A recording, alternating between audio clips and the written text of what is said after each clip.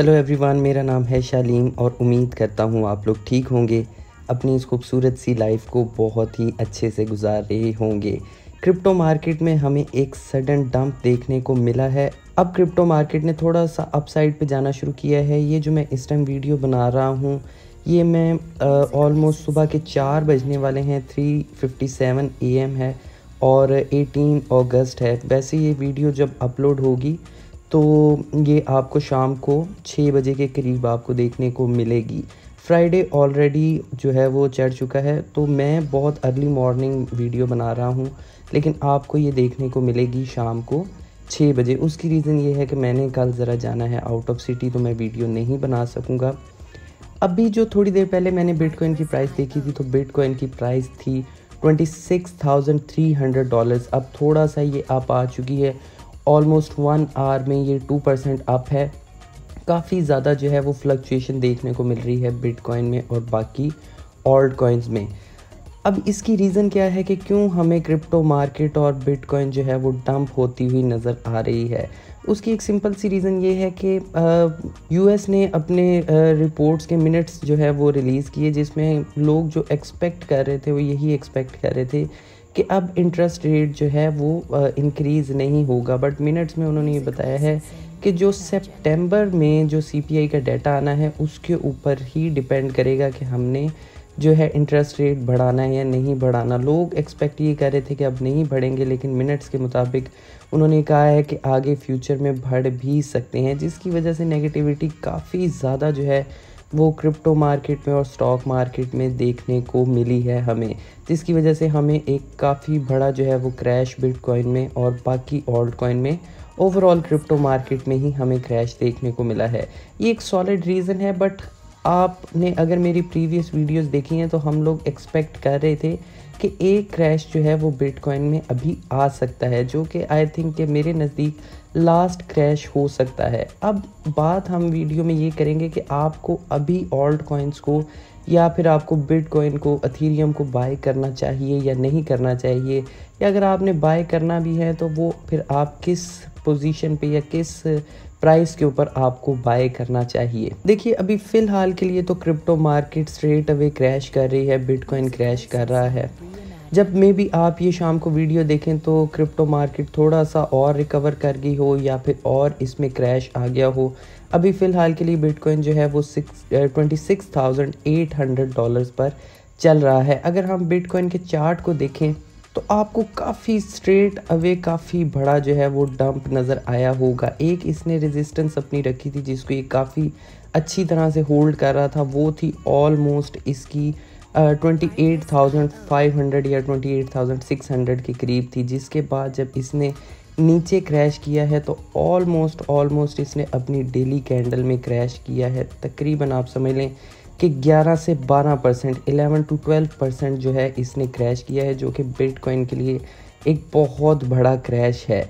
उसके बाद इसने जो अपनी नेक्स्ट सपोर्ट के ऊपर जाके ये रुका है, वो है 25,150 का लेवल है। 25,000 तक, $25,000 पे जाके ये रुका है, उसने सस्टेन किया है। उसके बाद थोड़ा सा ये ऊपर गया है, बट स्टिल अभी भी ये जो अपनी नेक्स्ट रेजिस्टेंस है जो कि बनती है 26,700 के करीब, उससे नीचे ही ट्रेड कर रहा है।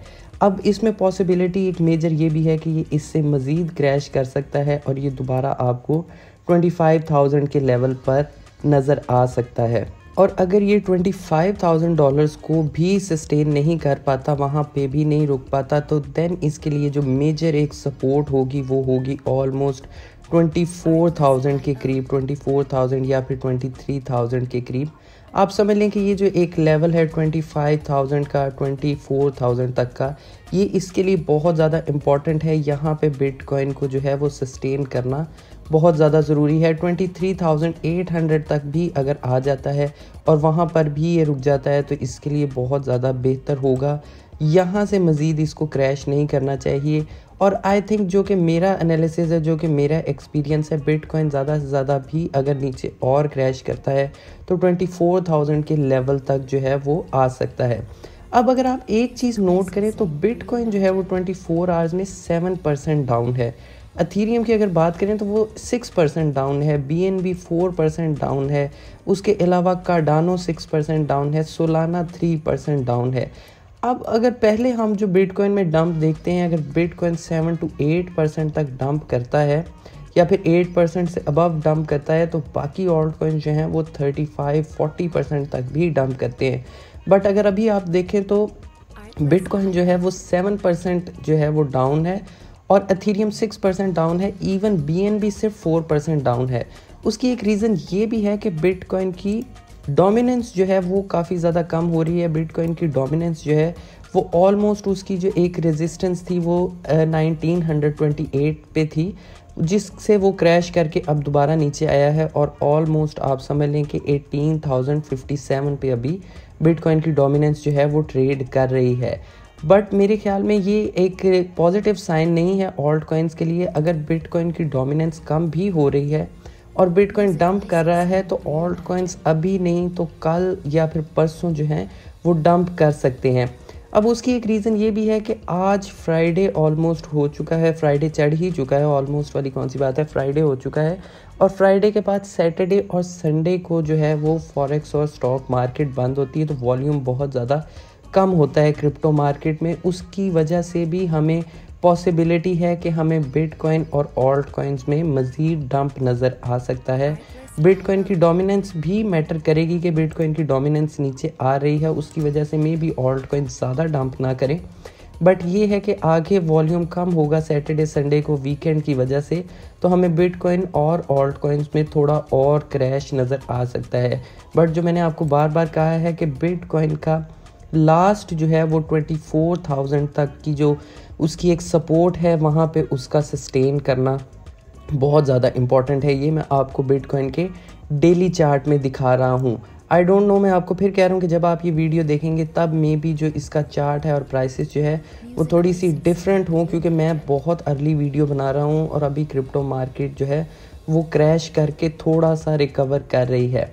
तो जहाँ तक आप मेरे से पूछें कि अभी आपको बिटकॉइन और ऑल्ट कॉइन्स को बाय करना चाहिए कि नहीं करना चाहिए, तो मैं स्ट्रेट अवे आपको यही कहूँगा कि अभी फ़िलहाल के लिए आप रुक जाएं। अभी आपको बिटकॉइन में या फिर ऑल्ट कॉइन्स में एंट्री लेने की ज़रूरत नहीं है, क्योंकि अभी बिटकॉइन जो है और बाकी crypto market straight away down trend में जा रहे हैं। एक बहुत बड़ा क्रैश आपको देखने को मिला है और मैंने आपको ऑलरेडी बता दिया है कि इसकी पॉसिबिलिटी काफ़ी ज़्यादा है कि बिटकॉइन जो है हमें 24,000 के लेवल को टच करता हुआ नज़र आ सकता है, क्योंकि सैटरडे संडे की वजह से वॉल्यूम कम होगा।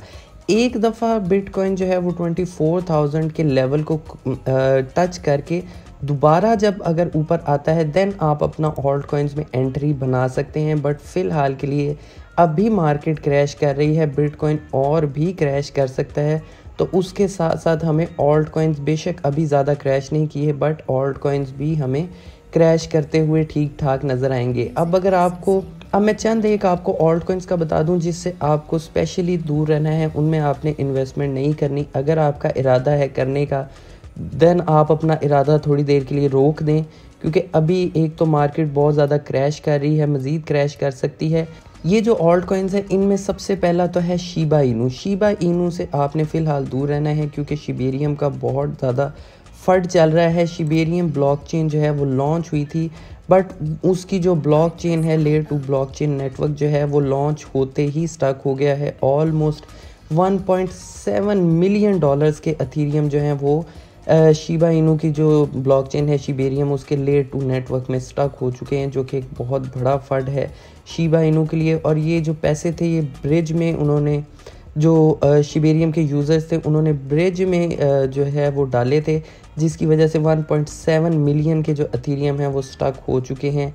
अब ये स्ट्रेट अवे इनके शिबेरियम का लेयर 2 नेटवर्क जो है उसका एक बहुत बड़ा प्रॉब्लम है, जो कि सामने आया है शिबा इनू के डेवलपर्स के सामने। और ये पैसा जो था 1.3 मिलियन एथेरियम जो थे, $3 मिलियन के जो एथेरियम थे, ये शिबा इनू की डेवलपमेंट टीम के पास जाने थे और उन्होंने शिबेरियम ब्लॉकचेन को मज़ीद डेवलप करना था। तो ये एक काफ़ी बड़ा फंड है शिबा इनू के लिए और बोन कॉइन के लिए और लीश कॉइन के लिए। तो बोन, शिबा इनू और लीश से आपने स्पेशली अभी दूर रहना है जब तक कि क्रिप्टो मार्केट थोड़ा सा रिकवर नहीं कर जाती और शिबेरियम का ये फंड जो है वो थोड़ा सा रिजॉल्व नहीं हो जाता। उसके अलावा चंद एक कॉइन्स के टोकन रिलीज़ होने वाले हैं, जिनमें है इंजन आईडी का टोकन लॉन्च, वो टोकन रिलीज़ होने वाले हैं। इंजन के जो है वो 3 डेज़ रह चुके हैं और आईडी के ऑलमोस्ट 4 डेज़ रह चुके हैं। इंजन के जो टोकन रिलीज़ होने हैं, जो सर्कुलेशन में आने हैं, उनकी प्राइस बनती है $20 मिलियन और आईडी की बनती है $3.39 मिलियन, जो कि बहुत ज़्यादा है। तो इंजन और स्पेस आईडी से भी आपने ज़रा दूर रहना है। इनमें अभी आपने इन्वेस्टमेंट नहीं करनी जब तक इनके टोकन रिलीज़ नहीं हो जाते 3 से 4 दिनों में, और क्रिप्टो मार्केट थोड़ा सा रिकवर करना नहीं स्टार्ट कर देती। अभी फ़िलहाल के लिए क्रिप्टो मार्केट डंप कर रही है, बट आई थिंक कि ये मेरे ख्याल में बिटकॉइन के लिए और क्रिप्टो मार्केट के लिए लास्ट डंप होने वाला है।